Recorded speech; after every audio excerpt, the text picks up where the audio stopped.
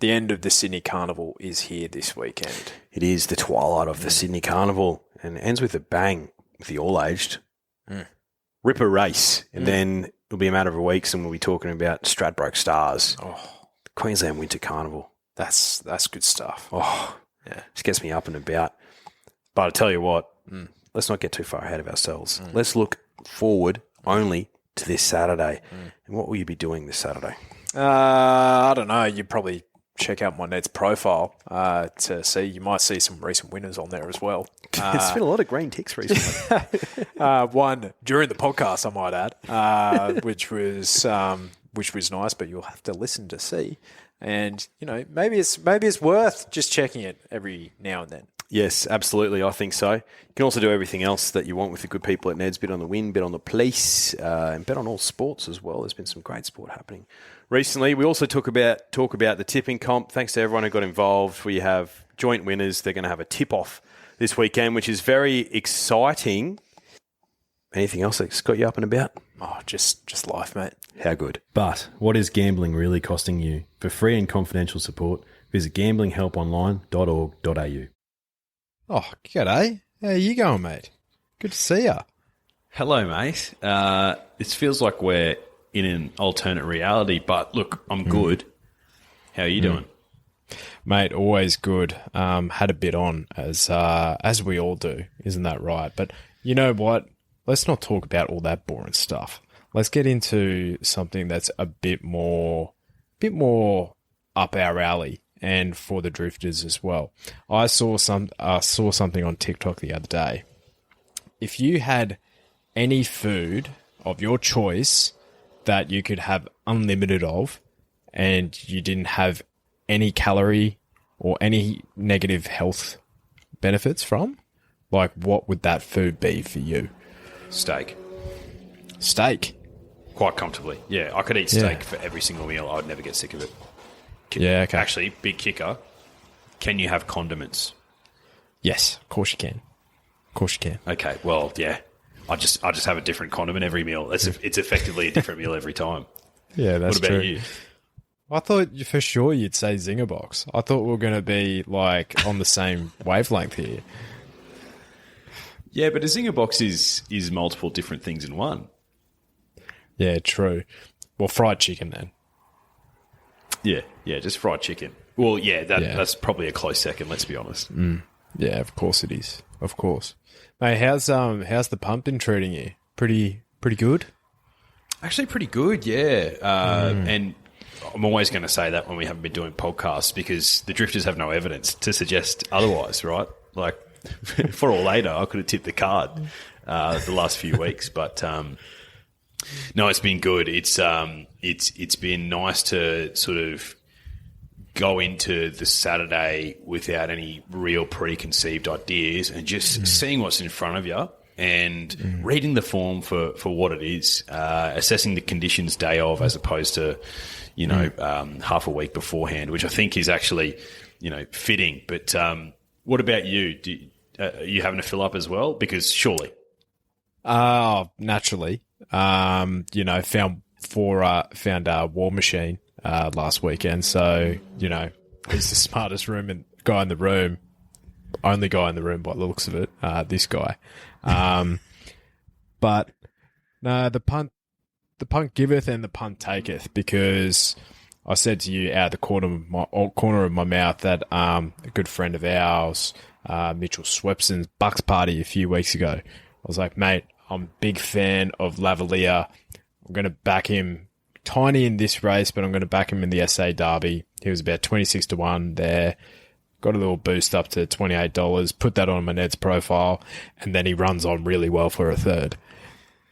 I'm He did. Give me a chance, Oh, it's ridiculous, isn't it? Look, he finds himself at Eagle Farm this weekend with Jamie Mellon on Lavalier.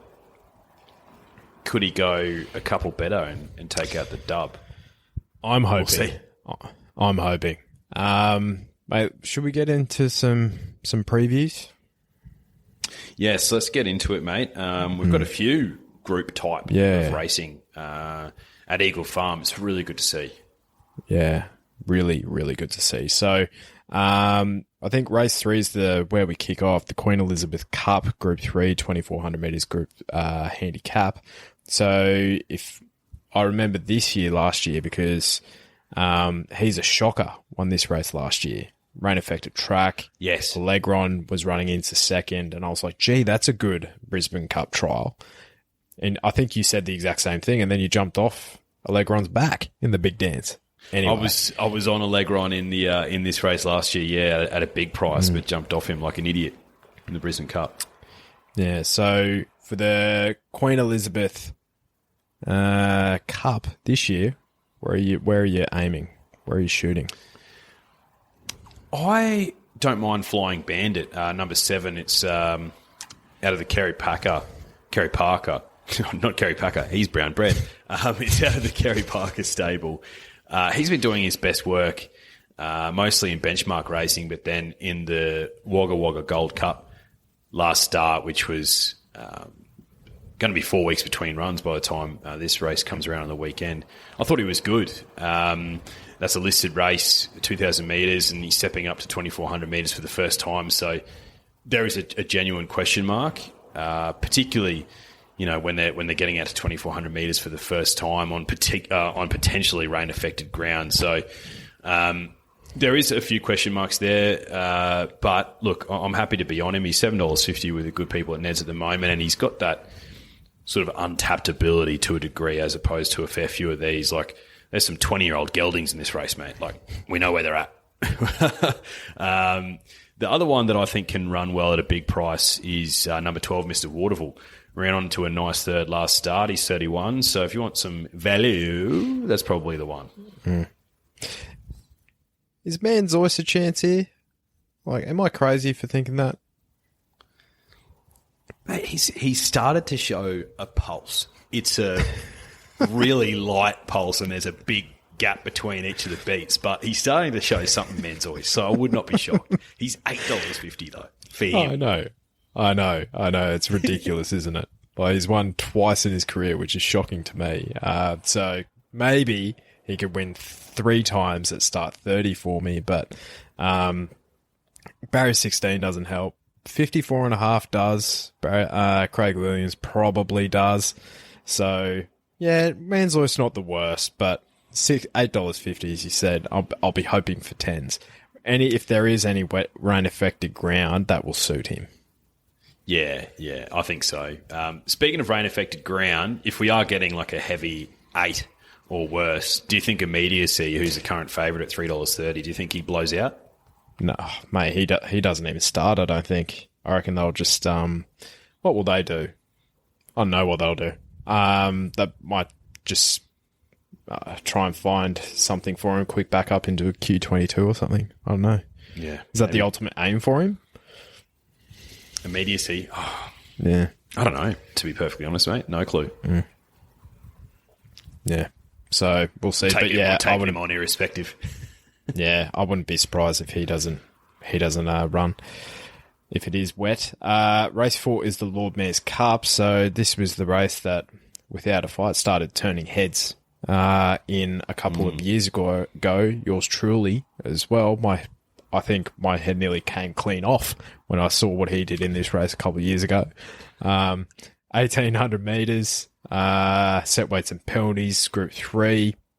Tell you what, I didn't mind the look of Rising Pacific, who's turned into a bit of a winning machine of late.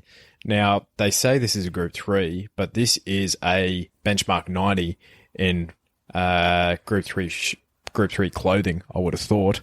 And Rising Pacific won a benchmark 90 with 60 kilos last start. Drops 4 kilos here for Uncle Tony. Barrier 5, I think winners win. I think he'll just keep on going with it.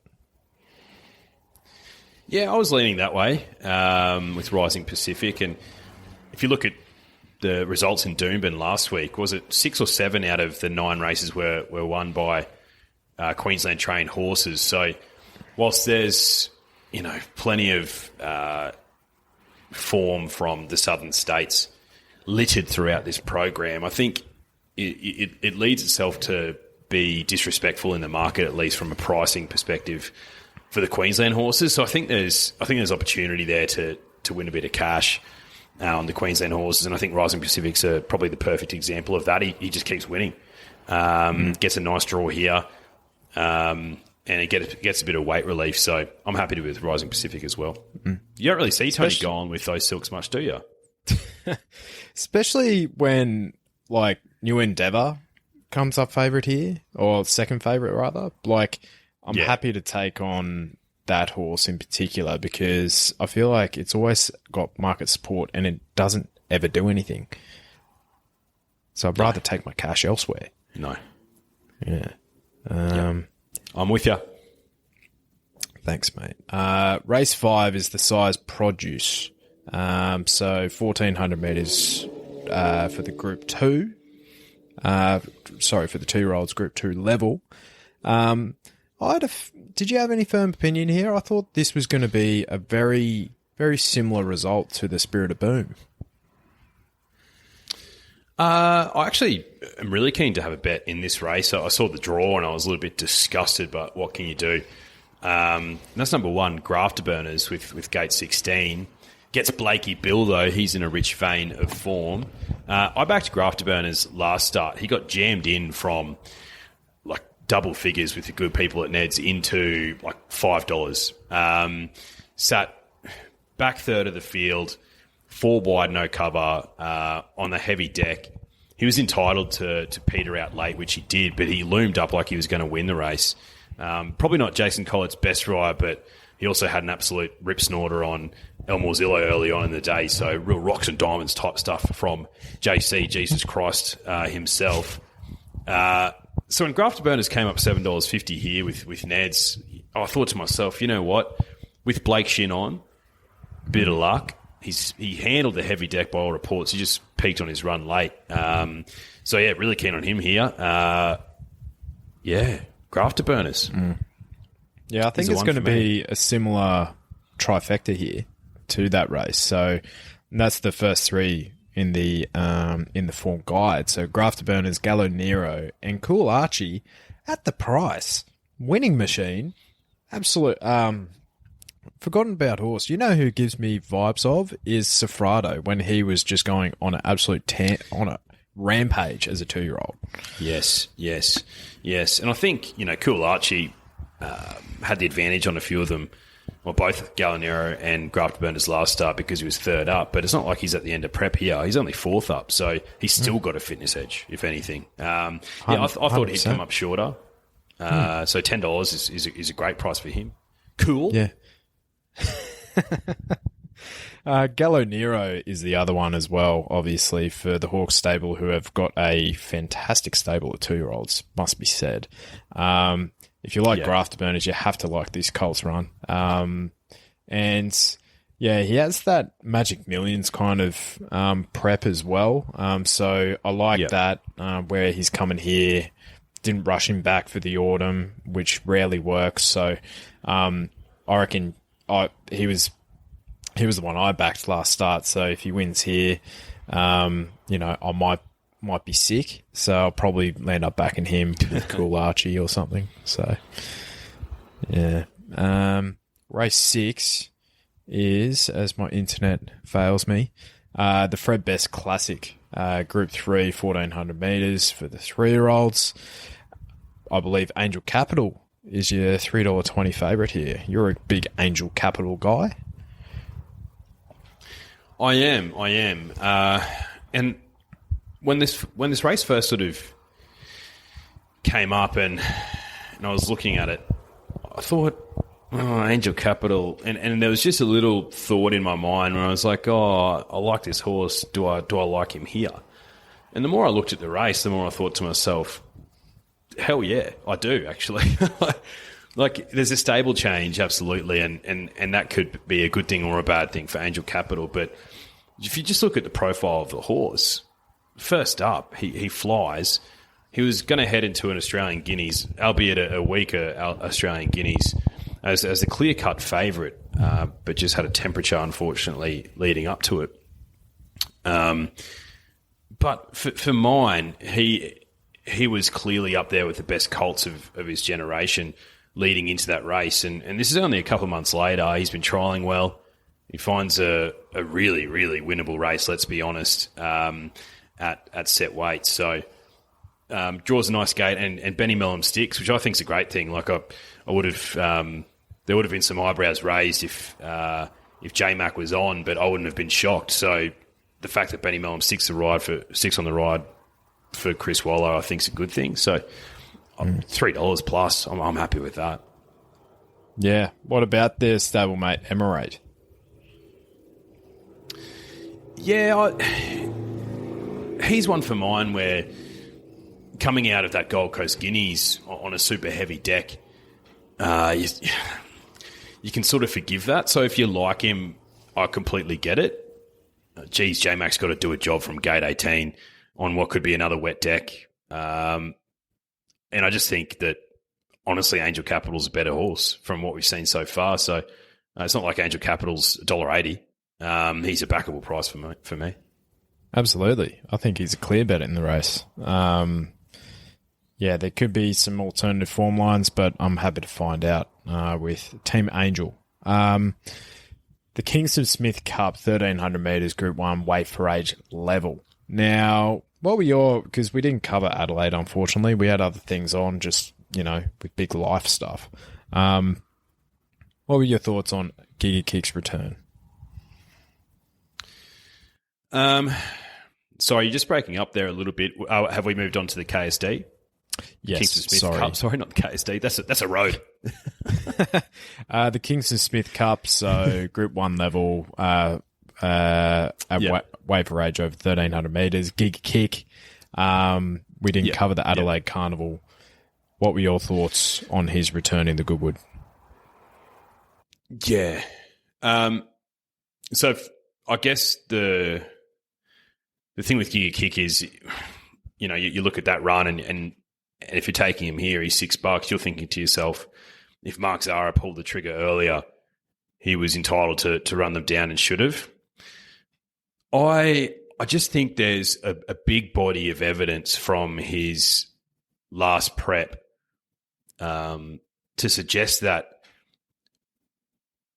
maybe he's just not the horse that he was. Maybe. And it pains me to say it.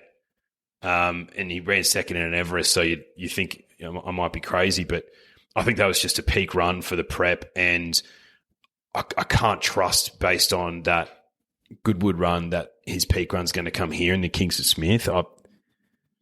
There's just some lingering doubt about Giga Kick, and I want to take him on in this race. I don't know. What are your thoughts? Does he give you the ick, or do you think it was a good enough run? It was a big tick. 5 runs in the last 12 months for a second and a third,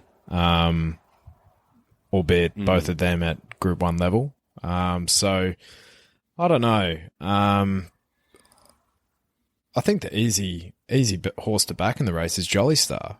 Like, she's been there. She's kind of done it, and she is a little bit inconsistent, but J-Mac's a good jockey booking for her. Handy. Her best blows these away. If she brings her Newmarket run, she blows this field away comfortably. So I would not begrudge anyone for being all over her, and I think that a lot of people will probably declare her their best of the day. I think she'll start shorter. Tricky draw for J-Mac and for me as well, for Jolly Star. And I spoke about this at length last season on the podcast. So are we still part of that season? I'm not too sure. She needs a truly run race. And there's some question marks over Rothfire for this race, which means I think the only obvious leader really is Zarastro. And I know that Rise at Dawn rolls forward as well. But look, if Zarastro goes at a good clip, which we know he can, then that'll set up nicely for Jolly Star. But I'm just wondering where the hell she gets to from that gate. And I'm also probably a little bit worried about her on a bottomless deck. So for mine, I was a little bit disappointed to see the price come in, because I would have liked double figures and I should have snapped it up. He's $8.50 now, but Basusto, in the Gold Coast Guineas, I had him that day, and he put that field to the sword on a heavy 9. Who did he beat? Great question. But for mine, he came from that Group 1 in New Zealand, ran second to Here to Shock. He comes back, he has a 13-week break between runs and puts that field to the sword in the Gold Coast Guineas on a heavy deck. And if we're finding the same thing here, and he's gate 4, they could have taken him to the Fred Best with against Angel Capital and co. But they thought, no, let's have a crack at this. I think he might be a horse who, as a 3-year-old colt, just might be maturing at the right time and could run well here. I was hoping for like $11 or $12, $8.50 is a little bit, but I might have a bet on Basusto and maybe have a little 2-bet Terry Saver on Jolly Star. Yeah, it's a good point about because there's up to 15 mil scheduled, predicted for Saturday at Eagle Farm. I know, mate. I know they cannot be trusted, like New South Wales. But I think, mate, there's a sneaky there's a good roughie in this race if it is absolutely bottomless. And tell you what, talk about jockey bookings. Blake Shin rides Rise at Dawn. So 4th beaten half a length in a Doncaster mile reads pretty well.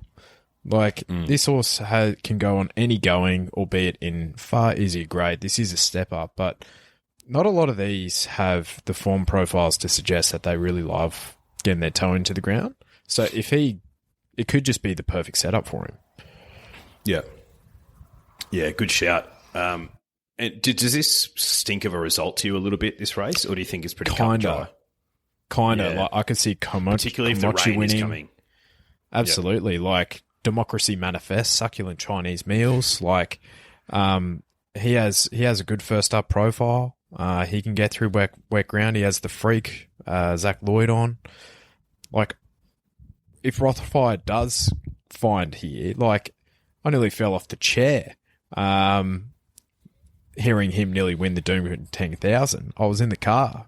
I was listening to it on the wireless. Mate, it was so good to watch. I was screaming, "Go, Rothie, go!" Because how good would that have been? I was giving him a cheer. I was like, "Come on, big fella, get over him." Oh, mate, he was a little bit of a sitting duck. He just petered out late. What about Private Eye? Oh, I couldn't possibly. Joe Pride. It's written in ink. It's in stone. It's on the internet forever.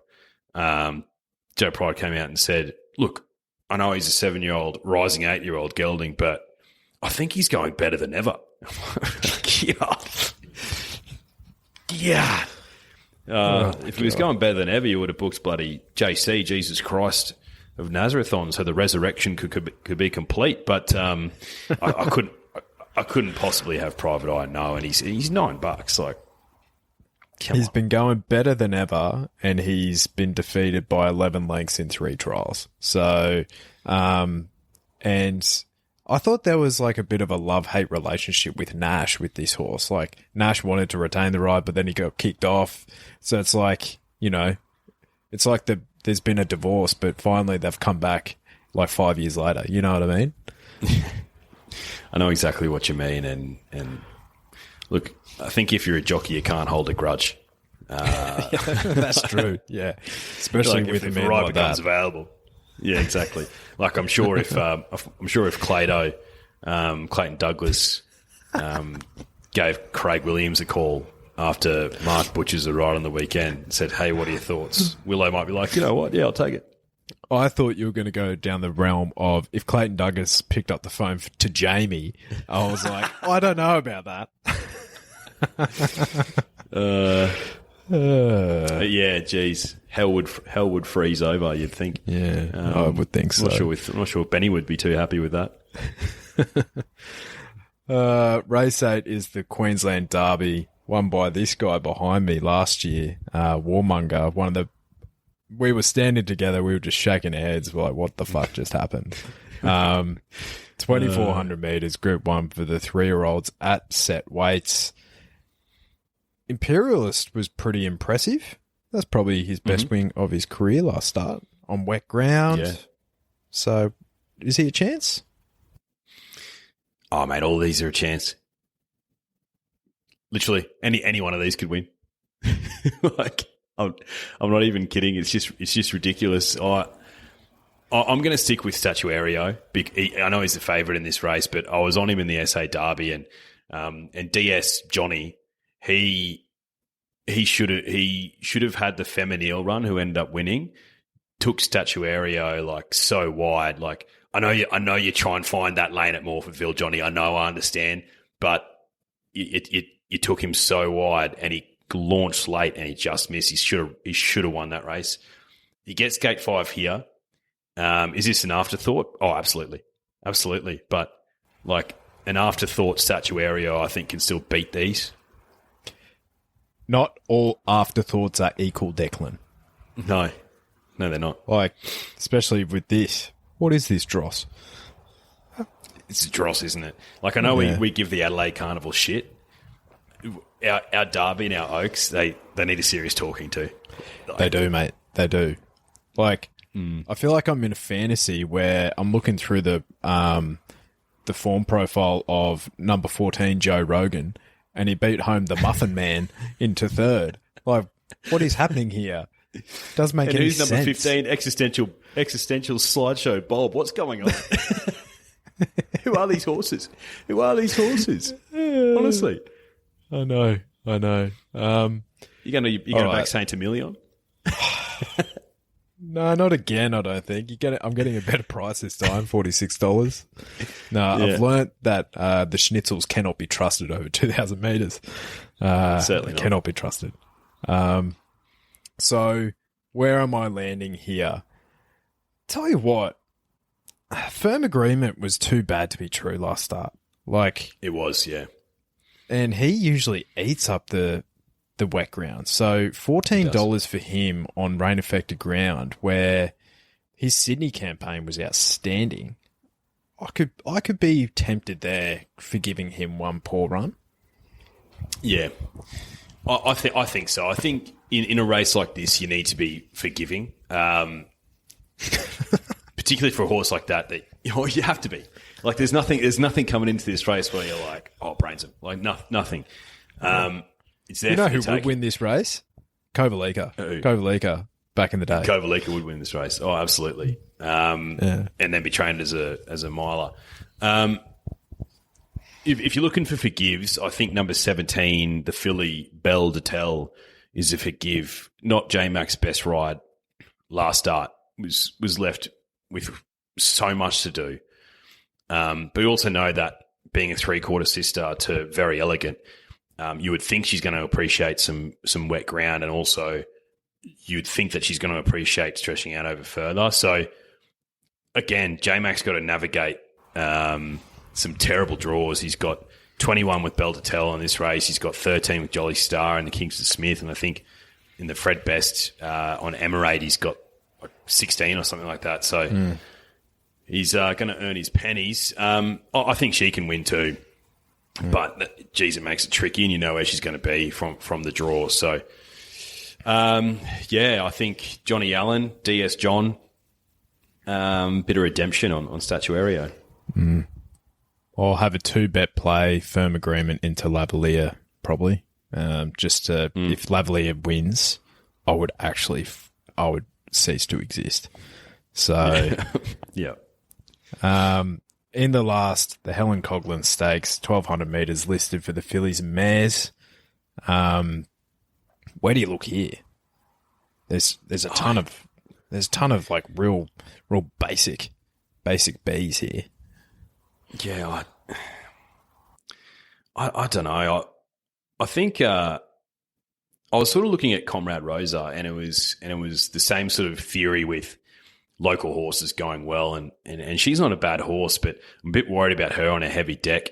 But she was the one I was initially looking at. One of ours, Coeur Volant, is the top weight here. Got a sticky draw, but I don't think she wants it wet at all, and she can mix her form a little bit, Coeur Volant. So I don't know, not overly confident. What do you reckon?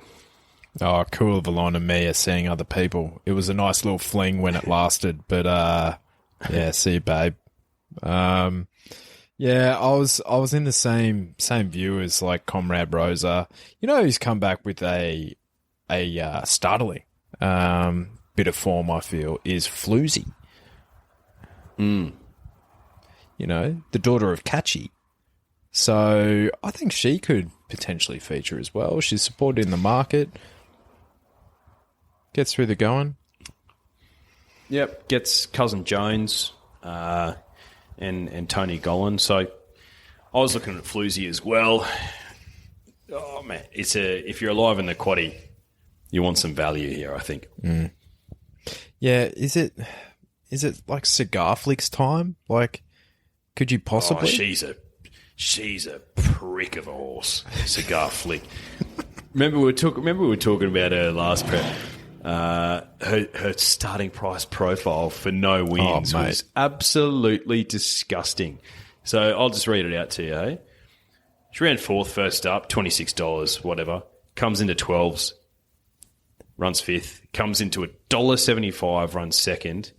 $3 the next start, runs seventh. And then the sickos who dived into $2.50 to start after that blows my mind, runs third. And then ends the prep 7th of 9 in a Group 3, 10 to 1. So what you're saying is, right, she's first up here where she's got a 50% winning strike rate. She's won twice on heavy ground out of 3 starts. Like her SP profile, she will come in from $16 on the weekend if she starts. She probably will, and you know what? She'll probably win.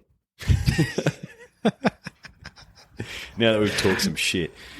She's one of those ones where you don't put her in the quaddie and she wins, and you literally don't say a word to your mates. You just walk out of the track. You're just shaking your head. You don't even say a word. Just like, fuck, you're kidding. And you just walk out the door. I reckon I've talked myself into a bet with her. So I'll probably have a little bit of something on Cigar Flick as well, just in case. Yeah, fair enough. Yeah. All right. Well, mate, that's about it. Was there anything else around the grounds that you wanted to touch on? Not particularly. Like, I think we've covered off all the races that I definitely want to play in at this stage, at this early stage. Like, come game day, it could be completely different. But, yeah. I don't know. Do you have anything around the grounds that you like? No, mate. No. Like, I feel like Rose Hill, which is topical, I feel like the racing there over the last couple of weeks has been diabolical. So, no interest to me. I was listening to a yarn today from a work colleague. He's talking about Team Green's Brad Davidson and how he assesses, he's got all this data from track quality over the last however many 50 years. I don't know. And basically, he's like, yeah, it can be a heavy 10, but then there's some measurements which can get even worse than that. And the worst that I've got on record is a heavy 13 until the Saturday just gone. In my data, I had it as heavy 16. So, what do you mean heavy sorry, 16? mate. How do you even quantify that? I was like, this can't be real life. Like, and then talking about compaction of the soil and all this sort of stuff. I was like, this is a perfect know your audience moment. You know what I mean? Like who is listening to this as a punter who is clued in enough to actually listen to old mates speak in their own time on radio during the week and think to themselves, I really, really needed to hear that after I've just done my ass on the punt on Saturday because it was a heavy 16, not a heavy 9 as listed. Like what sicko is listening to that on their way to work and really like enjoying that? I don't understand. Yeah, I couldn't agree more. Compaction of the soil? Well, I say that, I'm not interested, but then I've just had a look at the Lord Mayor's Cup down there. 2,000 metres listed. A horse that I have a lot of time for, actually, trained by Chris Waller, Cadaver, So this horse actually knocked off LL Cairns in the Christmas Cup at about 8 to 10 to 1. And we know what LL Cairns did. So resumed over 1,600 metres in the Scone Cup, which far below what he is aiming for. Beaten 4 lengths there. Couple of weeks stepping up to 2,000 metres. Still might be a run short, but and if it is wet in Sydney, which I have no doubt it probably will be, he's 1 from 1 on heavy ground as well. So he's an up and coming middle distance horse. This horse, I think he's pretty smart. Cadaver. Yeah. Don't know if I like the name, but good to know. Okay. Sydney Source might be on, so I might have to follow in. Yeah, well, I feel like the Source is on holiday at the moment, but the Brisbane Bully could potentially be back this weekend. Potentially. Mate, the victim's still been keeping a close eye on things. I'm sure Victim he never has. sleeps. Job's never done. Job's never done. Yeah, never done. Never done. All right, well, yeah, apologies if I've been breaking up, drifters, but you're just going to have to deal with it, unfortunately, for the next few weeks. It could just be on my end, mate. So have I broken up at all for you? No, you've been perfect. Oh, thanks, mate. It could just be on my end, so no stress. And look, like you said, if there is stress, if the drifters really want to listen to us, they'll listen to us. That's it. That's well said. So yeah, we'll be back when we're back. We'll probably be back at least for a preview next week. We haven't discussed reviews at all, but yeah, it will be in this format in the foreseeable future, and the foreseeable future is at least the next 6 months as my house gets renovated. So yeah, thank you for your understanding and thank you for listening. We will see you next week or potentially this Sunday. We'll let you know. Good luck, drifters. Go get them.